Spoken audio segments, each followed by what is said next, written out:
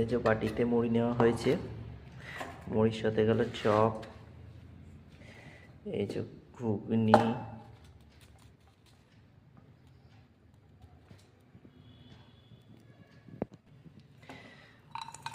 ভাজা বাদাম,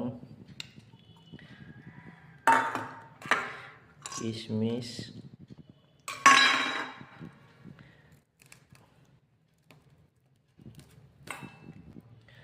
আর এই যে ধনেপাতা কুচি।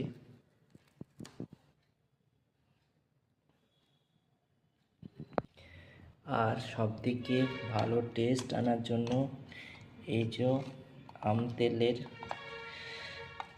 তেলটা